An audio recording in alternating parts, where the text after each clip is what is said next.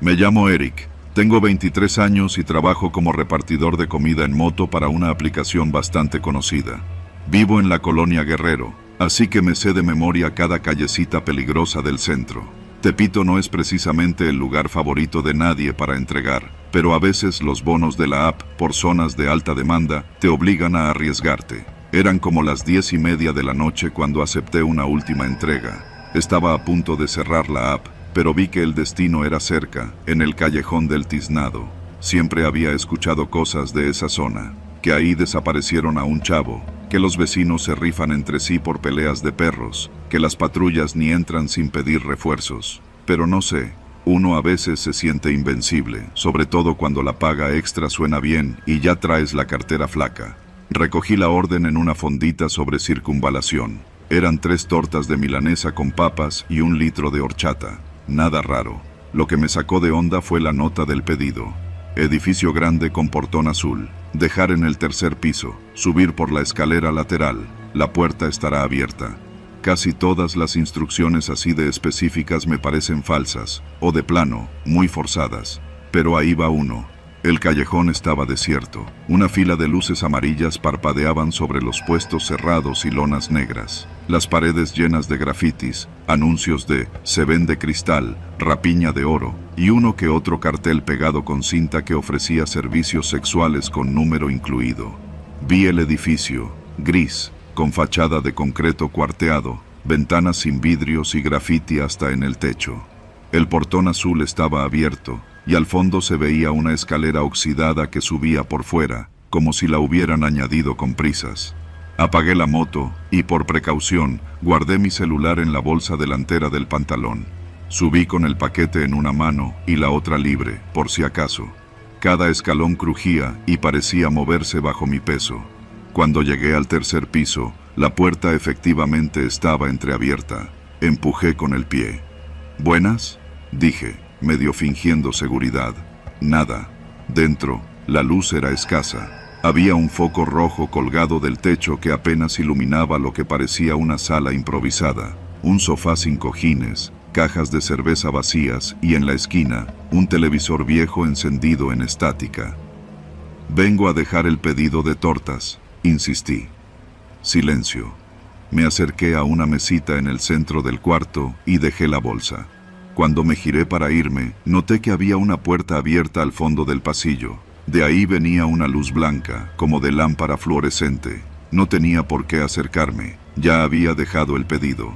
Pero algo me inquietaba. Saqué el celular, abrí la app para confirmar la entrega, y justo antes de presionar pedido entregado, el teléfono vibró. Un mensaje. «¿Ya llegaste?». El número no era el del cliente, no era ningún contacto. Pero lo peor no era eso. Lo peor era que el mensaje venía desde mi propio número. Me quedé frío. Revisé el historial y noté que alguien había estado enviando mensajes a varios números desde mi cuenta durante todo el día. Ninguno mío.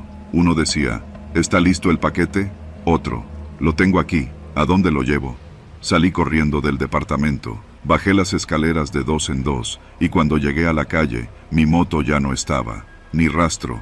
Solo un tornillo tirado en el piso. Sentí el primer verdadero pánico en el pecho.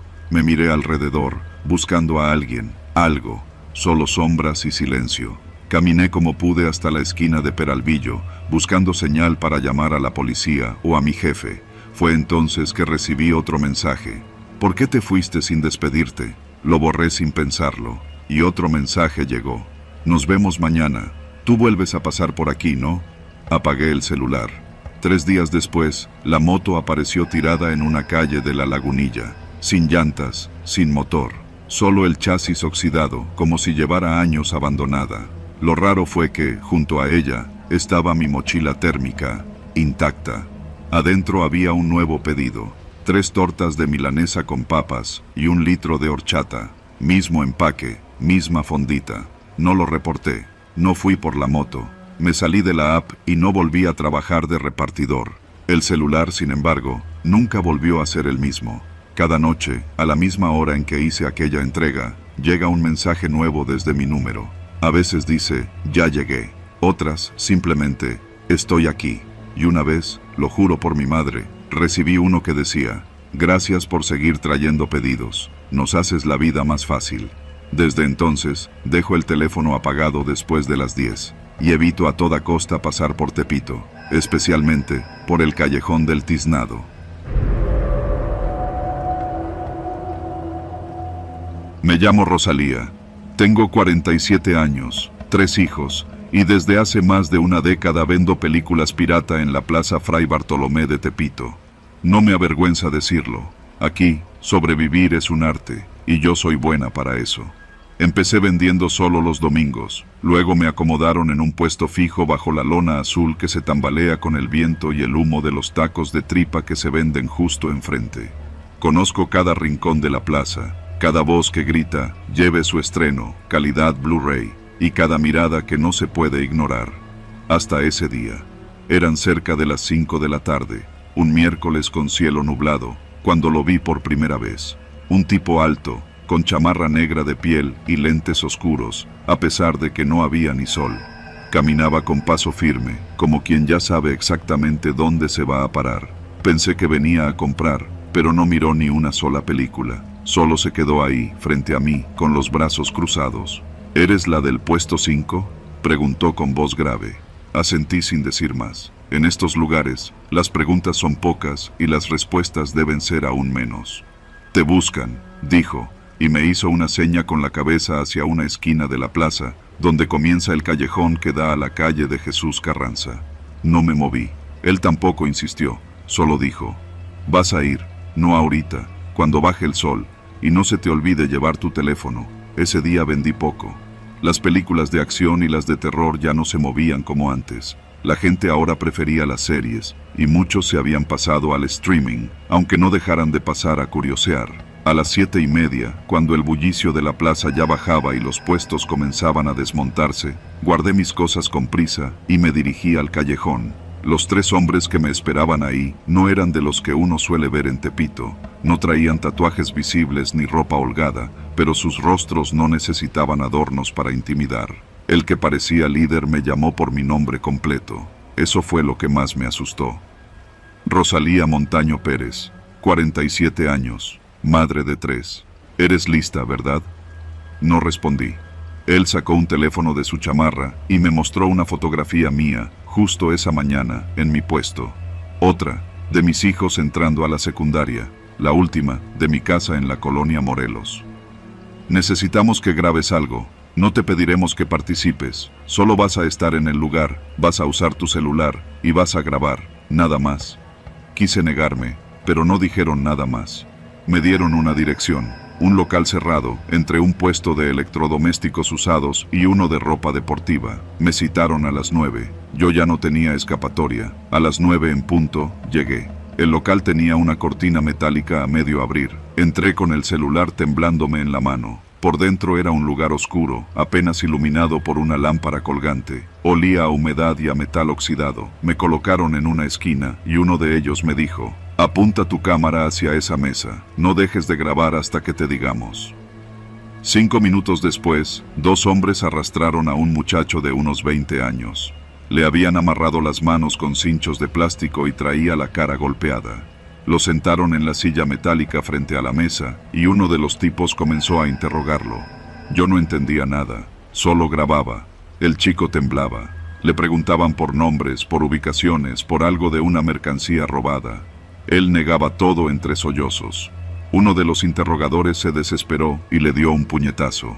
La sangre le brotó por la nariz. Me dieron ganas de soltar el teléfono, pero no me atreví. Ellos estaban ahí, detrás de mí, vigilando cada movimiento. Entonces, sucedió.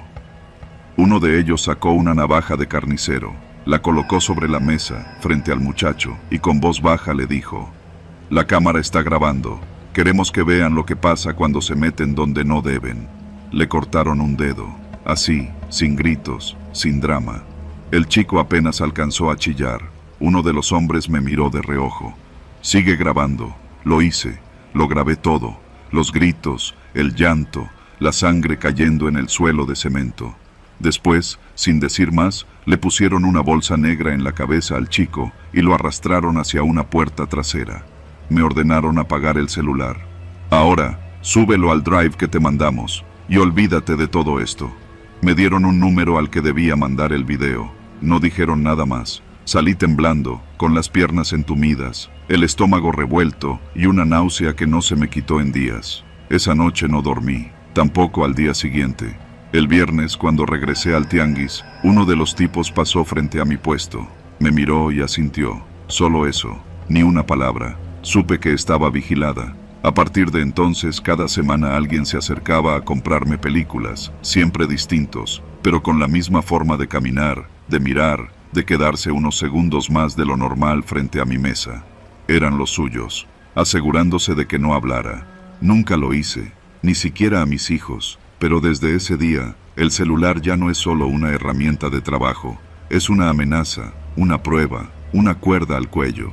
Sé que si algo se filtra, si alguien descubre lo que grabé, no solo me van a buscar a mí, van a ir por ellos. Y lo peor es que no fui la única. Me enteré por otras vendedoras. Algunas grabaron ajustes de cuentas, otras solo sirvieron de carnada para emboscar a alguien. Nos usan como escudos, como ojos ajenos, como piezas prescindibles. Ahora entiendo por qué nadie en Tepito dice nada. Porque todos, de una forma u otra, estamos atrapados. Algunos por miedo, otros por necesidad, otros simplemente porque no hay salida. Pero yo sobreviví, y cada día que vuelvo a montar mi puesto, mientras grito, lleve su estreno, también me repito en silencio, no olvides quién te está viendo.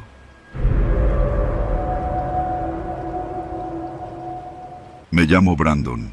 Vivo en la calle Matamoros, en el corazón de Tepito, ese lugar donde el ruido nunca duerme, donde el mercado late como un corazón sucio pero vivo, y donde cada esquina guarda secretos que es mejor no preguntar.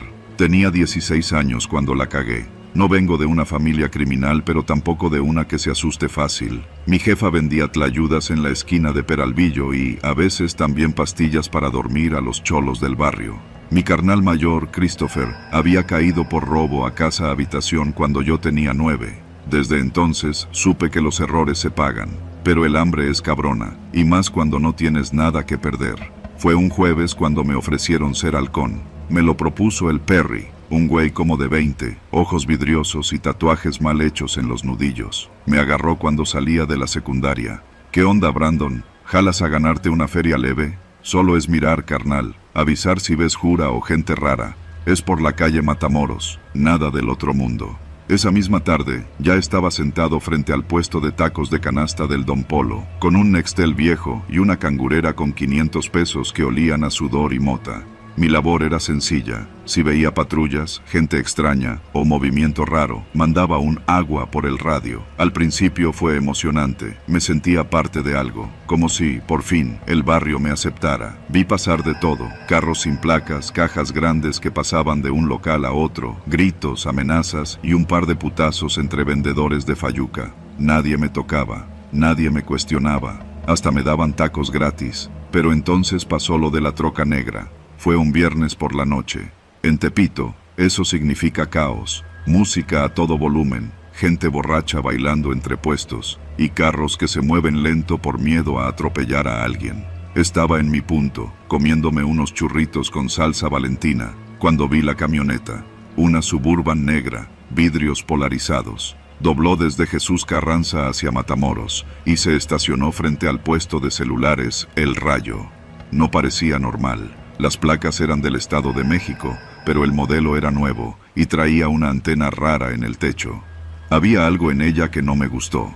Me tembló la mano cuando apreté el botón del radio. En lugar de decir lo que era, me paniqué.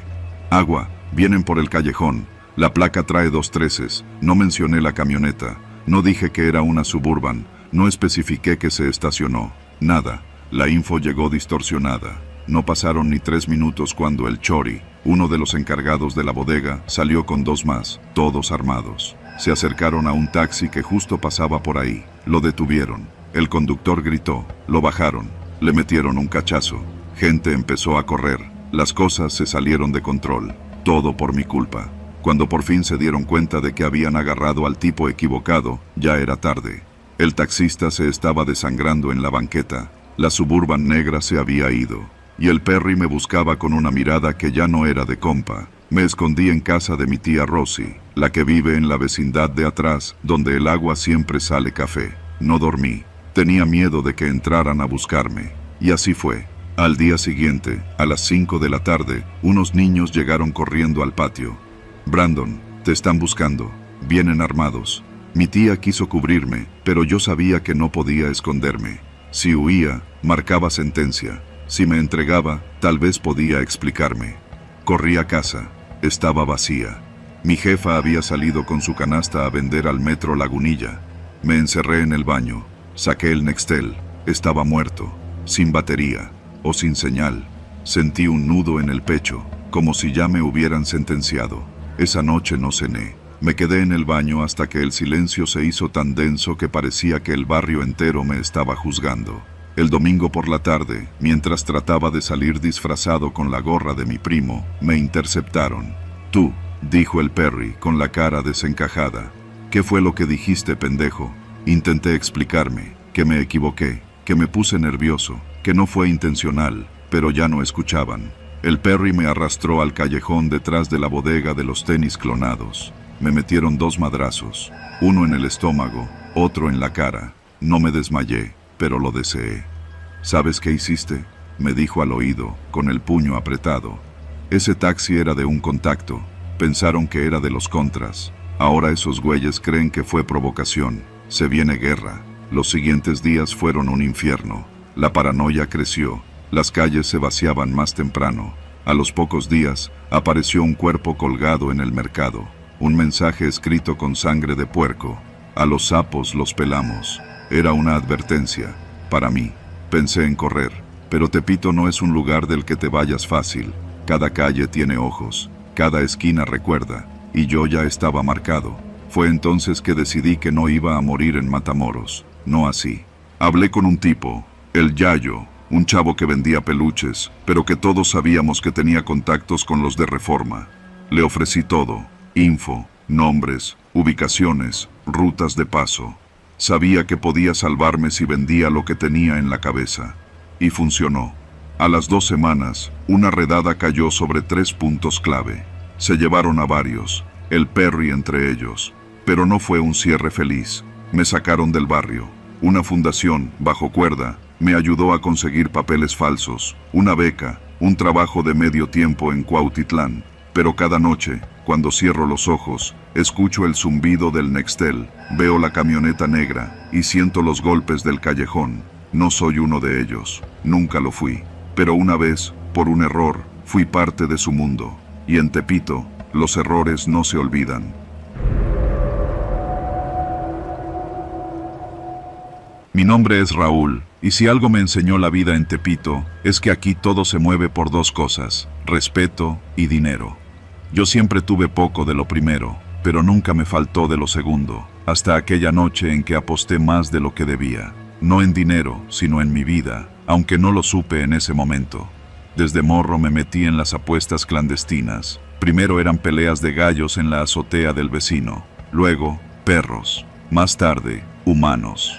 En un lugar como el barrio, donde cada callejón tiene su historia y cada bodega esconde un secreto, las peleas ilegales se vuelven parte del paisaje, como los puestos de fayuca, los gritos de los marchantes y el olor a tacos de tripa que impregna Eje 1 Norte por las noches.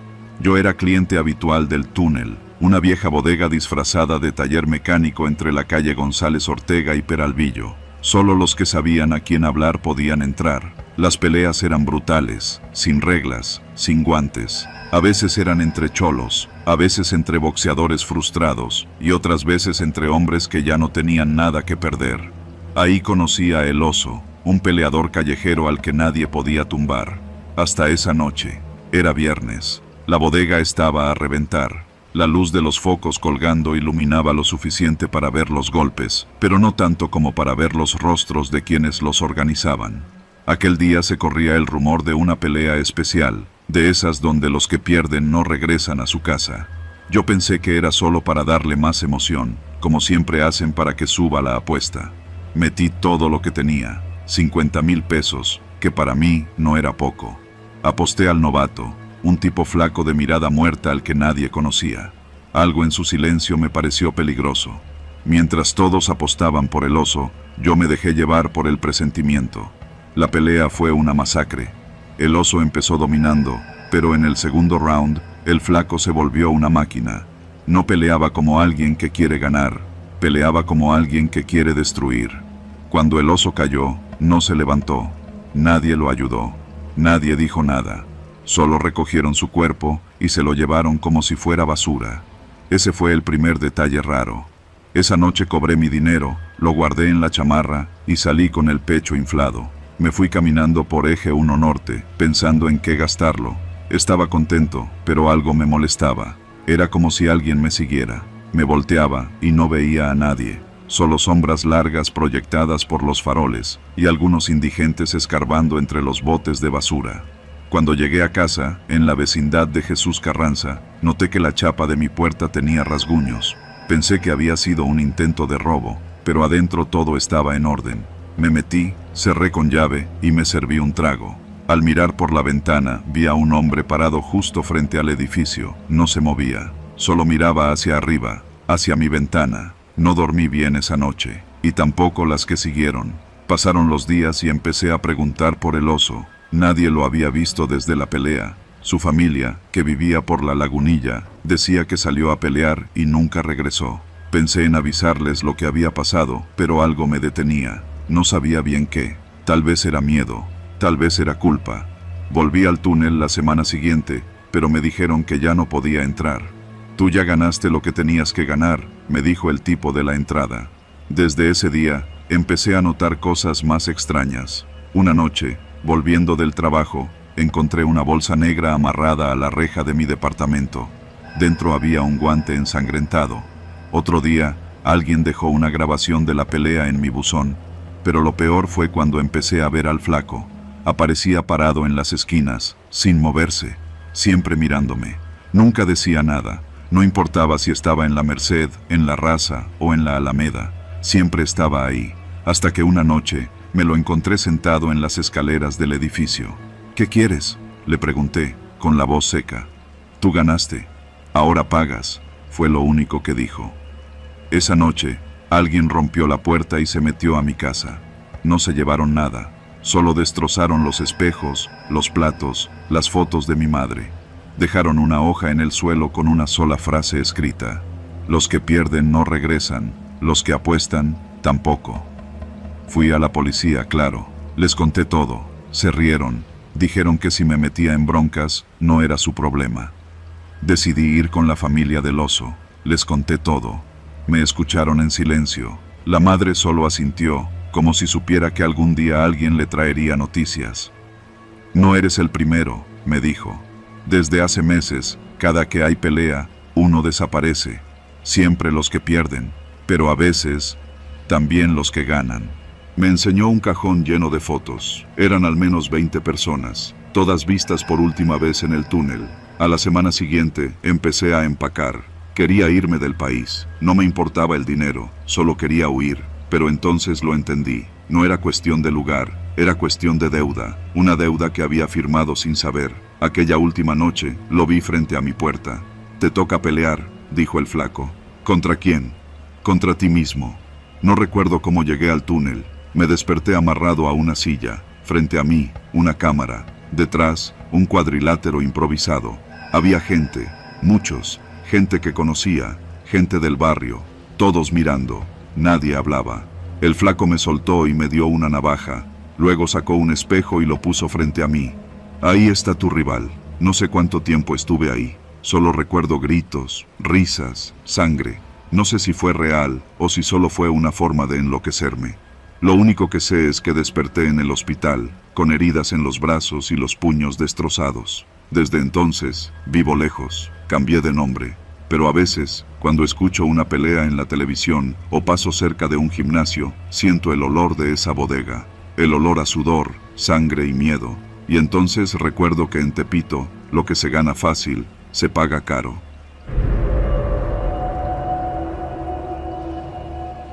Llegué a Tepito con las ganas de salir adelante. Yo no nací en ese barrio bravo, pero lo conocía desde morro. Vivía en San Juan de Aragón y muchas veces iba con mi papá a comprar tenis piratas o partes para arreglar celulares. Siempre me atrajo ese caos, ese olor a fritanga mezclado con sudor y bulla.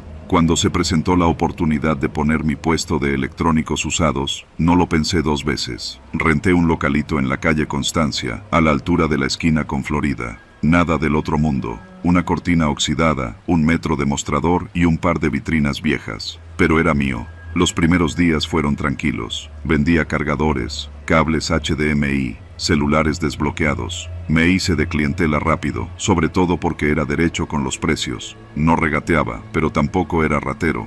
Algunos comerciantes del corredor me miraban raro, como midiendo si iba a aguantar. «¿Eres nuevo, va?», me decían. Yo solo asentía, sin ganas de hacer amigos. A la semana llegó el primer aviso. Un hombre flaco, de tez quemada y tatuajes hasta el cuello, se me acercó con una sonrisa fingida. «¿Qué onda, carnal? ¿Todo bien con el local?». «Sí, todo bien, gracias». «Qué bueno. Oye, nada más para que estés al tiro. Aquí todos cooperamos con la seguridad del barrio. Es una cuota chiquita, nada grave». Me quedé callado. Había escuchado historias, pero no quería aceptarlas. Fingí que no entendía. «¿Cuota? ¿De qué hablas?». «Del orden, carnal. Para que no se te metan los ratas, para que no haya bronca con la mercancía. 100 diarios. Ni lo vas a sentir». Negué con la cabeza. «Gracias, pero no necesito. Yo me encargo». El tipo sonrió, como quien ve a un niño decir que puede cruzar el periférico solo. «Chido, tú sabrás. Nomás te aviso». Pasaron 2 días sin novedad. Al tercero, al llegar, encontré la cortina rayada. Joto, con aerosol rojo. No le di importancia. Pensé que eran chavos grafiteros.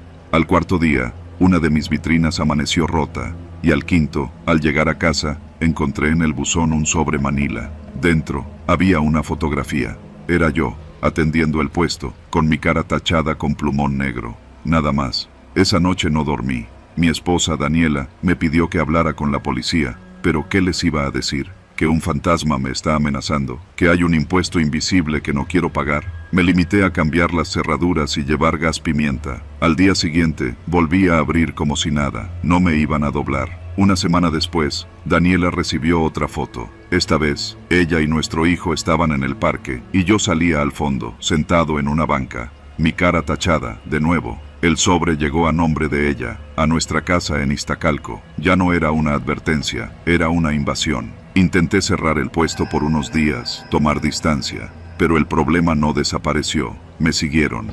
Empezaron a mandar fotos todos los lunes. Una vez yo bajando del metrobús, otra comiendo en una fonda. Siempre mi cara, tachada. El colmo fue el mensaje escrito con letras recortadas de revista.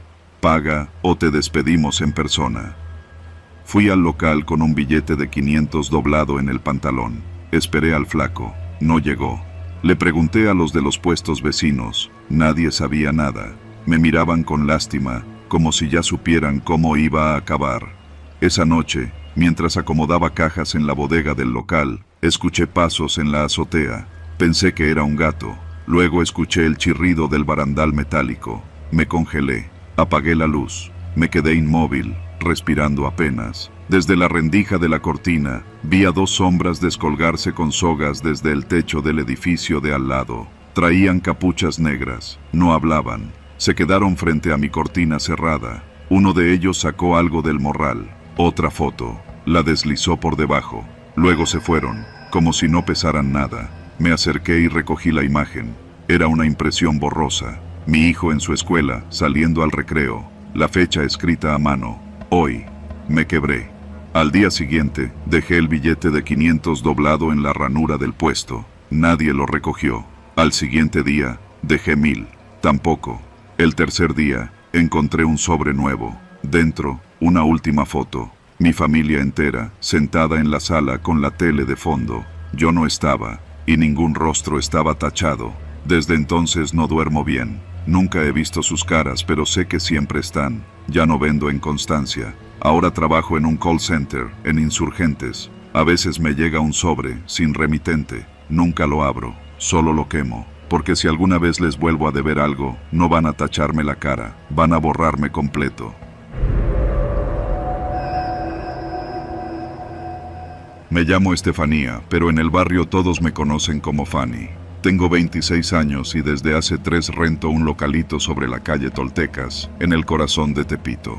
Vendo ropa de segunda, de esa que llaman americana, aunque a veces llega mercancía de todos lados. Mi tiendita es pequeña, pero me alcanza para vivir y ayudarle a mi mamá con sus medicamentos. Esa mañana abrí como siempre, con el sonido de los claxones mezclándose con los gritos de los marchantes. Ya ni lo noto. Me acomodé detrás del mostrador y me puse a revisar una bolsa nueva de ropa que me trajo don Ramiro, un señor que trabaja en la frontera trayendo pacas. A veces llega con cosas de calidad, otras con pura ropa agujereada. Esa vez parecía haber suerte. Encontré un saco gris, de esos elegantes, con una tela gruesa y forro de seda. Mientras lo sacudía para colgarlo, sentí algo en uno de los bolsillos internos. Metí la mano y toqué algo duro, envuelto en plástico. Pensé que sería algún llavero olvidado, pero cuando lo saqué casi se me cae de la impresión. Era una bolsa con fajos de billetes, bien apretados, como recién salidos del banco. Los conté con las manos temblorosas. Eran más de 100,000 pesos. Fácil. Me quedé helada. Nadie se le olvida esa cantidad de dinero así nomás. Guardé la bolsa bajo el mostrador, en una caja de cartón que uso para guardar papeles. Cerré la tienda unos minutos, crucé la calle y me senté en el comedor de Doña Marce, donde venden unas enchiladas buenísimas. Necesitaba pensar. Me latía el corazón como tambor. ¿Y si vienen a buscarlo?, pensé. Pero también, ¿qué tal si ya nadie lo reclama? Yo no tengo un peso guardado, apenas si me alcanza para pagar la renta y la comida. Con ese dinero podría poner un segundo local o arreglarle los dientes a mi mamá. Decidí esperar. Si nadie preguntaba por el saco en unos días, me lo quedaría. Esa noche cerré temprano y me llevé la caja con el dinero a mi casa. Vivo a unas cuadras, en un cuartito que da a un patio común. Metí el dinero en una mochila vieja y lo escondí bajo el colchón. Al día siguiente volví a abrir como siempre. Apenas colgaba los pantalones cuando vi a 2 hombres acercarse a la tienda. No eran clientes. Venían vestidos de negro, uno con una chamarra de piel, el otro con lentes oscuros, aunque no había sol. No saludaron. «Buenos días», dijo el de la chamarra, con voz seca. «Venimos buscando un saco, gris, de lana, con forro de seda. Lo traía un señor que perdió unas cosas importantes». No me atreví a mentir de inmediato. Me limité a fingir que pensaba. «Aquí me llega mucha ropa. Tendría que revisar bien. ¿Por qué no vuelven mañana?» El de los lentes se acercó más, sin invadir, pero lo suficiente para incomodar. «Ese saco trae algo que no es tuyo, y queremos recuperarlo hoy». Me tragué la saliva. Algo en su tono me hizo saber que no estaban preguntando. Les dije que revisaría. Me metí al fondo del local y empecé a sacar prendas al azar, ganando tiempo. «¿Y el señor? ¿No puede venir él por el saco?», pregunté, intentando parecer casual. No respondieron. Cuando regresé al mostrador, ya estaban adentro, mirando la ropa, tocando, escudriñando. Me invadió un sudor frío. Les dije que no lo encontraba, que tal vez lo había vendido. El de la chamarra soltó una risita seca. «¿Lo vendiste sin revisar los bolsillos?». Me encogí de hombros fingiendo ignorancia. Me miraron fijamente, como si midieran cuánto podían presionarme antes de quebrarme. Finalmente, salieron. Antes de irse, el de los lentes me dijo: «Vamos a volver, Fanny. Piensa bien lo que vas a decirnos la próxima vez». No pregunté cómo sabían mi nombre. Cerré de inmediato y fui a casa. Esa noche no dormí. Cada ruido me hacía brincar. Pensé en ir a la policía, pero ¿y si ellos también estaban metidos? O peor, ¿y si los hombres eran policías? Los siguientes días no aparecieron, pero yo no podía quitarme el miedo. Dejé de abrir la tienda. Solo salía para comprar lo básico, y cada vez que escuchaba pasos en el pasillo, se me paraba el corazón. Una noche, mientras lavaba ropa en el lavadero común, escuché que tocaban la puerta de mi cuarto. Me escondí entre las sombras. No abrí. Oí pasos alejándose, y luego nada. Al regresar, encontré una nota bajo la puerta. «Última oportunidad». No sabía qué hacer. Decidí moverme. Llamé a una tía que vive en Nesa y le pedí quedarme unos días. Tomé la mochila con el dinero, pero antes de salir, se me ocurrió algo. Abrí los fajos de billetes, buscando marcas. En varios de ellos encontré una línea roja, delgada, como hecha con marcador. En otros, una palabra escrita en letra pequeña: cliente. Se me heló la sangre. Ese dinero no era cualquier cosa. Me pregunté si sería de narcos, si me estaban vigilando, si ya sabían dónde vivía mi tía. Me sentí atrapada. Pensé en entregarlo, pero ¿a quién? ¿Y si era una trampa? No confiaba en nadie. Decidí hacer lo impensable. Me subí a la azotea del edificio a la medianoche, con la mochila, y enterré el dinero en una maceta grande que mi vecina usaba para sembrar chiles. Cubrí todo con tierra y basura. Al día siguiente abrí la tienda como si nada. Los hombres regresaron por la tarde. No esperaron a que hablara. ¿Dónde está? Lo vendí, ya lo dije. Se lo llevó una señora de la Merced. Ni me pagó todo. Mentí. Me empujaron contra la pared. El de la chamarra me susurró al oído: si te estás pasando de lista te va a costar caro. Me dejaron tirada entre los pantalones de mezclilla. No volví a abrir la tienda. No volví a verlos. Tampoco volví por el dinero. Un mes después me cambié de casa. Dejé Toltecas. Me fui con mi mamá a vivir a Cuautitlán. A veces sueño con esos billetes enterrados y con los ojos de los hombres viéndome desde el fondo de la tienda. A veces creo que todavía me siguen, pero estoy viva. Y eso, en Tepito, vale más que 100,000 pesos. Una noche, escuchamos pasos en la azotea. Mi papá agarró el bat de béisbol y subió sin hacer ruido. No encontró a nadie, pero el candado de la reja estaba forzado. Esa madrugada hicimos maletas. Nos fuimos a casa de una tía en Ecatepec. No era mucho mejor, pero al menos allá nadie sabía nada. Mi papá consiguió trabajo en una panadería y mi hermana empezó a ir a otra prepa. Yo me pasé los días viendo por la ventana, esperando ver la silueta del hombre del poste. Nunca apareció, pero mi papá no se fiaba. Siempre dormía con el bat debajo de la cama. Pasaron meses antes de que nos sintiéramos seguros. Yo dormía con la luz prendida y cada vez que sonaba el teléfono, mi mamá se tensaba. Una tarde, llegó un sobre sin remitente. Dentro había una foto. Era yo, sentado en las escaleras de nuestra casa en Tepito, sonriendo. Mi mamá lo quemó en el fregadero y mi papá llamó a alguien. Esa noche hablaron de mudarnos otra vez. Me llamo David y crecí en Tepito, sobre la calle Aztecas, esa donde los puestos nunca duermen y el bullicio de la gente tapa casi todo, menos el miedo. Tenía 10 años cuando pasó lo que les voy a contar, pero lo recuerdo todo como si lo estuviera viendo otra vez desde la ventana del segundo piso, justo al lado de la cortina rota que mi mamá nunca pudo remendar. Eran como las 7 de la noche. Mi hermana mayor me había mandado a la tiendita por un refresco y una bolsa de Sabritas, de las verdes, me dijo. Cuando crucé la calle, vi que en la banqueta de enfrente, justo en la esquina donde está el puesto de carcasas y el señor de los perfumes, 2 hombres estaban discutiendo fuerte. Uno le gritaba al otro, pero el segundo, más joven, solo lo veía, como quien ya decidió lo que va a hacer. Fue cosa de segundos. El joven sacó algo de la chamarra y el otro se desplomó sin más, como si le hubieran quitado los huesos. Un ruido seco. El tipo se quedó parado ahí, viendo al cuerpo un segundo. Luego guardó el cuchillo y se perdió entre los puestos. Nadie gritó, nadie corrió, nadie hizo nada. Yo me quedé helado. Ni siquiera agarré lo que venía a comprar. Corrí a la casa, subí las escaleras sin saludar a nadie y me encerré en el baño con el estómago revuelto. Mi mamá tocó la puerta y me preguntó si estaba bien. Le dije que sí, que algo me cayó mal. Esa noche no dormí. Al día siguiente, salí a buscar señales de que había pasado algo. El cuerpo ya no estaba, ni rastro de sangre, ni una cinta amarilla, como si la calle se lo hubiera tragado, solo un perro husmeando cerca del puesto de celulares. Pregunté con cuidado a un vecino que siempre estaba en la banqueta, el don Arturo. Me miró con seriedad, como si lo que iba a decir era peligroso, y bajó la voz. Aquí, mijo, no se pregunta por esas cosas. Tú no viste nada. Así se sobrevive en esta calle. Volví a casa con un nudo en la garganta. Los días pasaron y pensé que podría olvidarlo, pero no. La cosa no terminó ahí. Una semana después, empecé a notar a un hombre parado al final de la calle, junto al poste de luz que siempre parpadeaba. No era nadie que yo hubiera visto antes. Vestía una gorra y un suéter azul, y no hacía nada. Solo se quedaba ahí, viéndome, cada tarde. No me decía nada, no sonreía, solo me miraba, como si supiera lo que vi.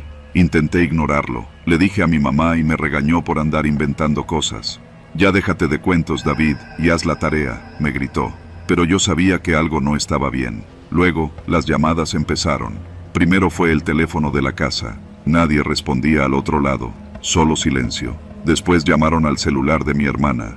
Ella atendió y colgó sin decirme nada. Luego me gritó: ¿Qué hiciste, David? ¿Qué dijiste? No entendí nada. Me encerré en el cuarto y me quedé ahí hasta que escuché a mis papás discutir en voz baja, en la cocina. Esa noche nadie cenó. Mi papá me llevó a la escuela al día siguiente, algo que nunca hacía. Me agarró del brazo con fuerza mientras cruzábamos el mercado y me dijo: no hables con nadie. Si alguien te pregunta algo, no sabes, no viste, no oíste. ¿Entendiste? Asentí con miedo. Ya no estaba soñando, esto era real. Un día, mi mejor amigo, el pelón, me dijo en la escuela que su papá había escuchado que unos tipos estaban buscando a un chavito que se pasó de vivo en la calle Aztecas. Me lo dijo en voz baja, temblando. Luego dejó de juntarse conmigo, ni me miraba. Los adultos se callaban cuando yo entraba a una habitación. Los vecinos ya no me saludaban.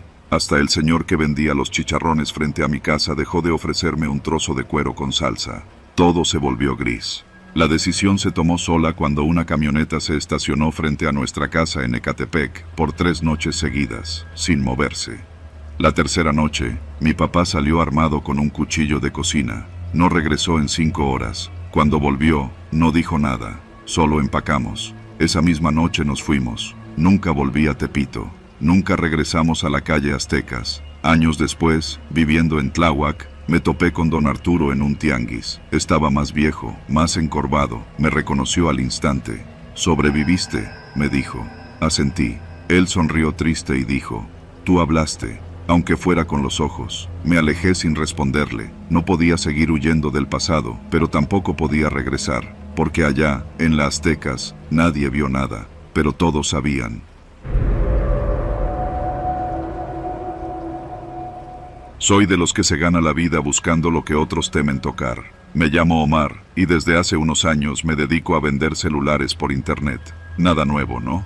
Hay miles como yo.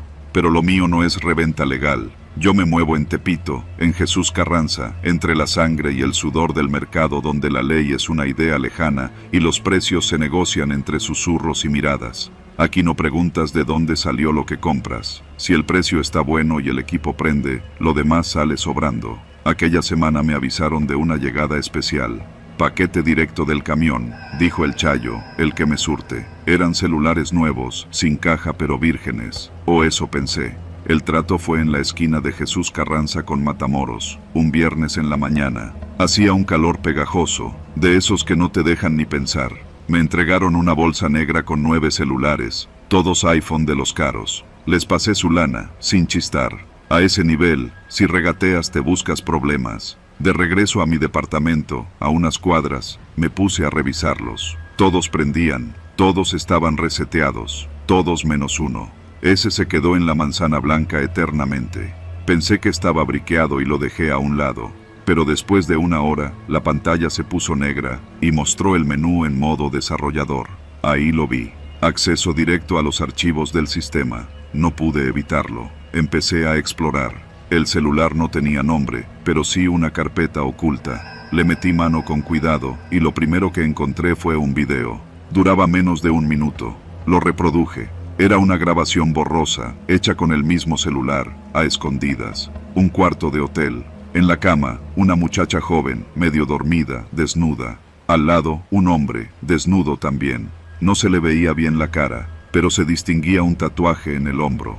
Lo reconocí de inmediato. Era de los que llevaba el senador Gómez Vera, ese mismo que había salido en las noticias defendiendo la moral y la familia mexicana. Me paralicé, no por el contenido del video, sino por lo que implicaba. Eso no debía estar ahí. Eso podía destruir carreras. Eso podía matarme. Quise borrar el archivo, pero el celular se apagó solo. Y no volvió a prender. Lo desconecté del cargador. Lo volví a conectar. Nada. Me sentí observado. Cerré las cortinas de mi cuarto. Apagué la luz. Me senté en silencio. El lunes siguiente, un tipo vino a verme. No lo conocía. No era de Tepito. Traía traje negro, lentes oscuros, y se movía como quien no necesita hablar. Me preguntó por el celular. No me dijo cuál, solo: «Traemos uno de nuestros equipos extraviado. Nos dicen que tú lo compraste sin saber. Queremos recuperarlo. ¿Dónde está?». Yo le dije que no sabía de qué hablaba. El tipo no insistió. Me sonrió, sacó una tarjeta sin nombre, solo con un número, y me dijo: «Llámame si te acuerdas». Esa noche me siguieron. No los vi, pero lo sentía. Cada esquina de Jesús Carranza, cada sombra entre los puestos, se sentía más pesada, más densa. De día Tepito es un monstruo vivo, de noche es un cementerio con música. Y yo estaba enterrado en vida. Intenté vender los otros celulares, pero algo raro pasaba. Cada comprador me contactaba una sola vez, hacía preguntas demasiado específicas, y luego desaparecía. Algunos hasta venían en coche con placas oficiales, como si fueran del gobierno. Nadie compró nada. Nadie quiso tocar esa mercancía. Al tercer día, alguien entró a mi casa. No forzaron la puerta. Nada faltaba. Solo el celular negro estaba roto, abierto por dentro, y sobre la mesa alguien había dejado una memoria USB. La conecté. Solo tenía una carpeta con mi nombre, mi CURP, mis fotos, mis direcciones pasadas, las de mi mamá, mi papá y un audio. En él se oía mi voz hablando con el Chayo. Esa conversación, la del día de la compra, me estaban grabando desde antes. Tuve que correr. Me fui a Hidalgo, donde una tía, y borré todas mis cuentas. No volví a usar el nombre Omar. Cambié mi número, dejé de vender por internet. Pero hace 2 semanas, en una terminal de autobuses, vi al mismo tipo del traje negro. Me sonrió, no dijo nada, solo se sentó a 5 metros de mí, y se quedó ahí hasta que subí al camión. No sé si me dejaron vivir porque ya no tengo nada, o porque ahora soy un testigo controlado. Lo que sí sé es que ese celular no debió tocarlo nadie. Y todo empezó en Tepito, Jesús Carranza, con un trato como cualquier otro. Pero ese celular no era como los demás. Me llamo Nicolás y soy taxista en la Ciudad de México desde hace más de 20 años. Si algo he aprendido en este oficio es que cada noche tiene su propia historia. Pero lo que viví esa madrugada en la calle Peralvillo, ahí en pleno corazón de Tepito, no se compara con nada. Hay cosas que te quitan el sueño no porque sean fantasmas o demonios, sino porque te hacen dudar de la naturaleza humana. Era viernes, pasadas las 2 de la mañana. Ya iba rumbo a casa, cansado, con el cuerpo adolorido de tanto manejar. Había dejado pasaje en Tlatelolco y decidí tomar Peralvillo para cortar camino. No es la mejor ruta a esa hora, lo sé, pero uno aprende a confiar en la experiencia más que en la intuición. Iba despacio, sin música, con las ventanas abiertas porque el calor era pegajoso. A la altura de González Ortega vi a un chavo parado en la banqueta. Parecía desorientado, sangrado de un lado de la cara. Alzó la mano con desesperación. Frené. ¿Estás bien?, pregunté, bajando un poco más la ventana. Me quieren matar, carnal. Por favor, llévame a la viga, rápido, dijo sin dar más explicaciones. Se subió de inmediato al asiento trasero. Olía a sudor, a metal, sangre fresca. Pisé el acelerador. Tenía la mirada fija en el retrovisor. El chavo no paraba de voltear hacia atrás, temblando, respirando como si hubiera corrido kilómetros. Tendría unos 18 o 20 años, con el rostro lleno de moretones y una camisa rota. Le pregunté qué le había pasado, pero solo murmuró algo sobre un encargo que salió mal, que no sabía quién lo estaba buscando, solo que no podía quedarse ahí.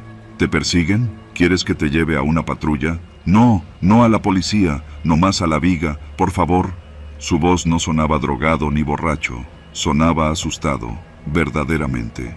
Algo en su mirada me heló, no era solo miedo, era pánico puro. Giré por Matamoros, luego a Reforma. 10 minutos después, mientras subíamos por la calzada, él se recargó contra la puerta y empezó a murmurar nombres, direcciones, cosas que no tenían sentido.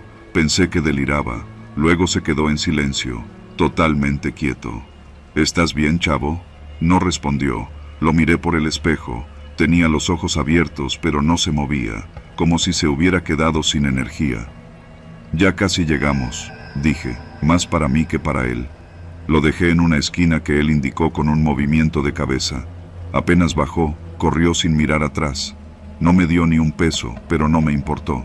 Quise irme cuanto antes. Algo no estaba bien. Me detuve en una gasolinera para limpiarme las manos. Había sangre en la puerta trasera, en el tapizado. Saqué una franela y comencé a tallar con fuerza. Fue ahí donde el tiempo se volvió nebuloso. Lo último que recuerdo es que el radio empezó a fallar, que me dio un mareo fuerte, luego nada.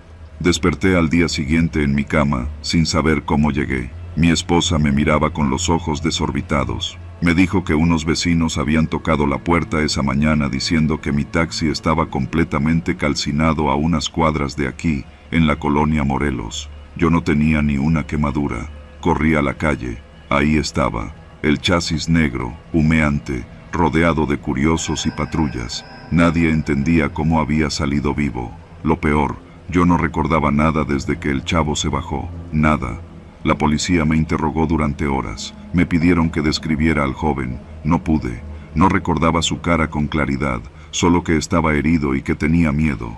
El comandante me miró raro. Dijo que esa noche hubo un operativo en Tepito, que encontraron varios cuerpos en una vecindad cercana a donde recogía al tipo. Ninguno tenía identificación. Revisaron las cámaras de la gasolinera. Se veía mi taxi estacionado.